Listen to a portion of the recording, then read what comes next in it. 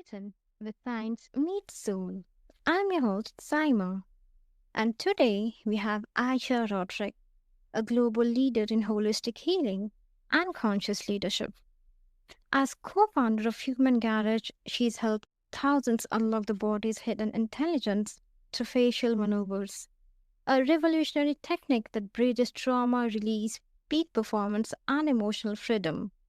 So, get ready to rethink your healing potential as we dive into the secret world of fascia, your body's hidden super organ. Aisha, welcome to the show.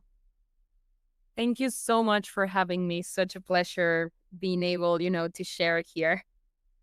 You're warmly welcome. It's my pleasure to have you here too. So, Aisha, like most people, don't even know what fascia is. So, can you explain why you call it the most intelligent organ in the body? Of course, if we keep it to the very, very simple version, so anybody, even kids can understand it. Look at fascia like this connective tissue under your skin that covers absolutely all of your body and your organs, your bones, your muscles, your ligaments, everything is inside the fascia. But fascia moves at the speed of light.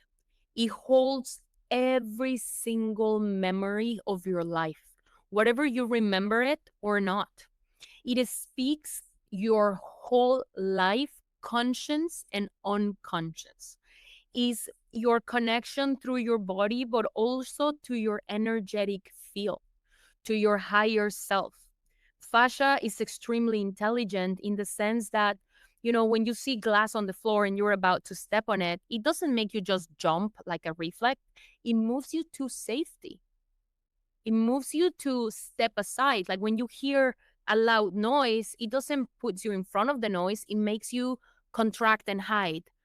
So fascia, it has actually more connectivity than the brain.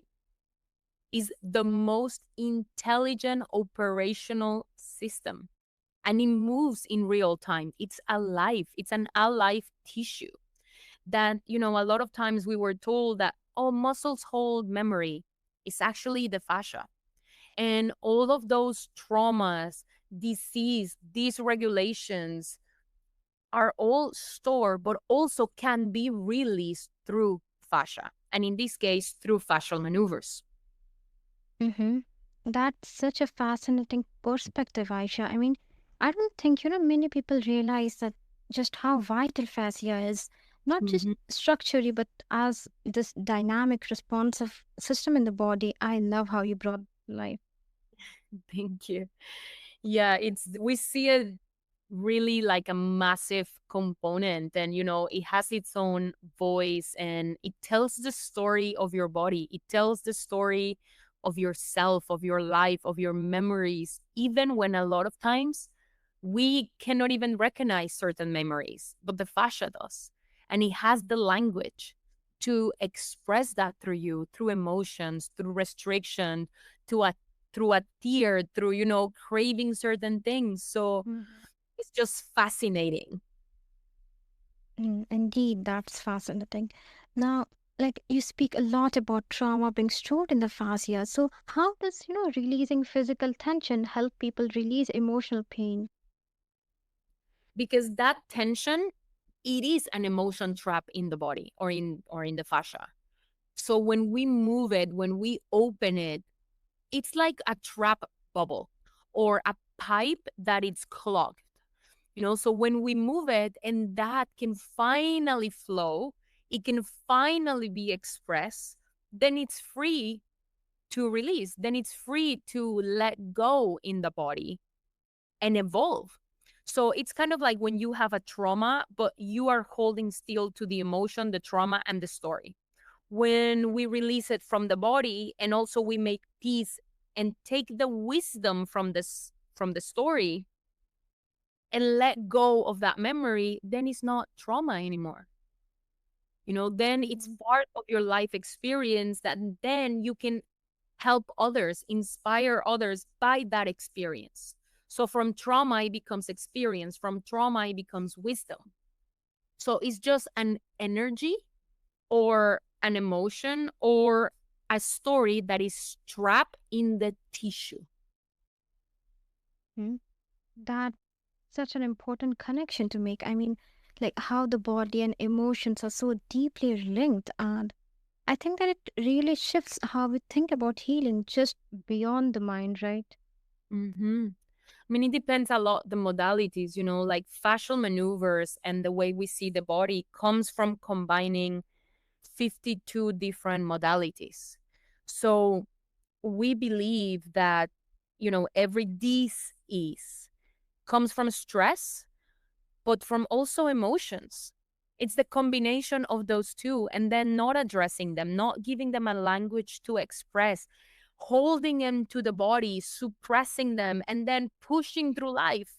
Especially in nowadays life, that we're full of stress, full of chemicals, that we go so fast that in a lot of countries we're missing connection, that we are stuck in our devices instead of connecting with our families, that in a lot of cities we don't touch nature, we don't touch grass, sometimes for months, that we don't see the sun, that we're inside with fake lights, that our bodies don't have a rhythm when it's night, when it's time to sleep. We eat without being hungry. We just go on autopilots a lot of times, that we just have lost this connection, this language, and this auto regulation of the body, that everything is just staying trapped now. That completely makes sense, Aisha. So I'm really curious to know that is there ever resistance when people start unlocking this deep layers of stored trauma? Is there resistance? Mm-hmm. Oh my God, yes. But not, it's kind of like breaking a habit. We build habits of survival. A lot of times, things that maybe were not great, but help us to survive and put us where we are today. Sometimes in your career, sometimes with your body, sometimes in a relationship, that they were kind of like coping mechanisms that allow you to get somewhere. But they allow you at a price. You either paid a price on your emotional mean, or in your health, or in your lack of sleep, or in your stress, or not seeing your children. Like, there's always a price when we do coping mechanisms. And I mean, talking from personal experience, it can be scary to break out those patterns because, if they help you survive the past 20 years, and it's kind of like that say that they use in English, like, if it's no broken, why fix it? It could be scary. It is scary, the unknown for a lot of people, but it's in the unknown, in the emptiness, in the void, in the dark, where seeds grow, where life happens, where, the most marvelous things of nature are gestated and being born in the darkness, in that emptiness. If you're going to cook a fantastic dish or a great dinner, you don't cook it on a pan or a pot that already has food in it. You have to do it in one that it's empty and that it's clean. So the flavors don't, get all mixed or diluted. So it's the same thing when we're trying to build something new. Whatever is a state of mind, a state of being, an emotional state, a new relationship, like, it's a lot of unknown. And that can be very scary if you don't have the right environment. And it's also scary when we try to do it really fast and alone. Mm-hmm. That makes so much sense, Aisha. Like the body holding on simply because it's used to those old patterns. And what you said, I too believe that, breaking habits really is a form of deep inner work, I believe, not just something we do at the surface level. 100%. And keep in mind that, the body and the hormones and all of these chemicals, like, the body is a great pharmacy Mm. that releases a lot of the chemicals that we need. No, sometimes it's cortisol, sometimes it's adrenaline, sometimes it's endorphin, sometimes it's serotonin, sometimes it's oxytocin. Like, it has all of these different chemicals. But as any substance is very easy to become a little addict to. Some people, I have been an addict to stress and to adrenaline. And in other times in my life, I was also an addict to cortisol. And, another time in my life, I was such a good friend with pain because pain was my fuel before, because that's what I had in my life. But I didn't have a relationship with maybe pleasure or fun or, not being busy and calm. So that was scary to build a new one because what if? What if? What if? What if? So it's just a lot of times that we truly are addictive to the own chemicals in our body. It's kind of like you get a hit and now you miss that. You miss that rush, that hit, that feeling internally. So sometimes we just create situations that give us that. The body is very, very wonderful. Absolutely, yes, yes, it's powerful. Like the body remembers what the mind tries to forget, and I can Exactly. imagine the moment, of release can be both liberating and overwhelming. Oh my God, yes. Especially, in today's world, I feel that there's so many expectations about women, but also the ones we choose, no? Because expectations can be there. But if you don't choose to take them and to live by those, then they don't apply. But I feel that I have taken a lot of those. Like, oh my God, I have to be super mom, but I also have to be super wife and super, executive, but I also have to be fit, but I also need to be beautiful, but I also need to stay feminine, but I need to cook, but I need to clean, but I need to do the groceries, but I need to rest. But like, oh my God. So, it's a lot. It's a lot of that. But how many of those were actually my choice? Yes, absolutely. The list goes on and on. Mm-hmm. So until stress doesn't come down and you don't do something to get your body out of stress, it's hard to see possibilities. It's hard to see, oh my, look, there's also another option. I don't have to be perfect of all of this. I can do this, but I can say no to that and it's okay. I can love myself here and I can forgive myself in this area. Oh, actually in here I would like to be better. This I don't even want to engage with this label, but for to be able to have that capacity of choice and to see possibilities, we need to come a little bit of stress. Otherwise, we can't see them. So, like your method, facial maneuvers sounds simple, but profound. So, can anyone practice it, or is guidance necessary to, avoid potential harm? Not at all. Since we're moving the body in its natural language, which is counter rotation. It's not like somebody's gonna pull a muscle or they're gonna do something that could hurt themselves.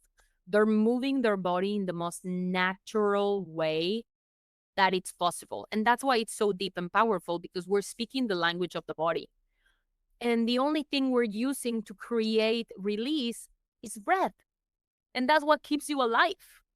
So we're moving the body in counter rotation, the same way you walk, the same fetal position in which you were born, and we're breathing in those positions. And with breath and with pressure, change of pressure, the body will do what it does best, which is adapt, which is expand. So fascial maneuvers is something that somebody on a wheelchair can do, that a 3, 5, 6 year old can do, that somebody that it's 100 years old can do, that you can do them laying down, sitting down, standing. When you wake up before going to bed, as a warm up, as a full workout, like it's something that you just make part of your life. Like it's not a practice, it's a lifestyle kind of thing.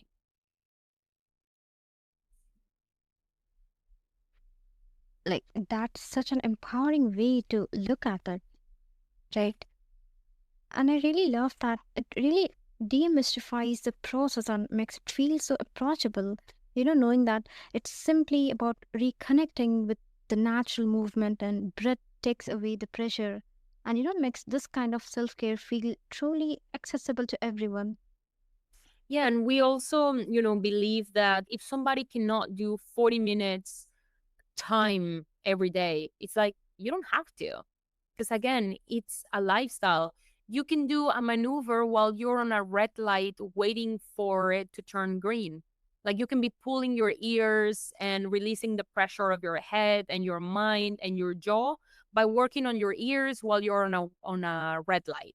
You can be twisting your body in what we call totally twisted or a swinger position while you're in the groceries line, and nobody will even wonder what you're doing because it just looks like you are, like turning around. Like it doesn't look something weird where people are going to be like, what is he doing? Hmm. So this is something that while you're watching TV, you can be doing your fingers and your toes. um when you're in bed, then you work in your organs. So like this is something that you can spread through your whole day and get your body out of stress through the whole day without having to say, oh, I don't have time. And that is something that I feel it's absolutely wonderful because it really removes all of the excuses. And we created a system of education that it pay what you can. So also finances, regardless where you're in the world, are not an impediment to learn fascial maneuvers. All of our content is free on YouTube and we teach classes there. We teach each maneuvers. We explain what are they for. But if somebody wants to like download the app and go and learn more in depth, it's a pay what you can app and people can put zero. No, because we don't believe this or education itself should be something that it depends on your financial capacity. That's remarkable, Aisha. It's like giving people the keys to their own healing without like needing complicated tools or years of training, and that accessibility is a game changer for sure. Yeah. So, like, are there certain types of trauma or health conditions where these maneuvers become even more crucial? I mean, in the last couple of years, we have seen the problems of depression, suicide, isolation, autoimmune, and everything related to stress go up drastically. And the way it's being addressed is take this pill and you won't feel it. Because we cannot even say it goes away. It's numb. So I feel this is a practice that, reduces the stress, allow people to see possibilities. They can make better choices. They can have connection, build communities, make better choices in what they put into their bodies. And I mean through their eyes in what they watch, through their ears in what they hear, the type of relationships they have, the environments, the chemicals, the body, the water, when we see possibilities and we reduce stress, we make better choices. We are social beings. And also, our natural state of being, it's happy, it's abundant, it's vibrant, it's not sad, it's not scared, it's not stressed. We have just learned how to live that way. Mhm. That's an important insight. I mean, like how this stored layers can leave us feeling numb, as you said.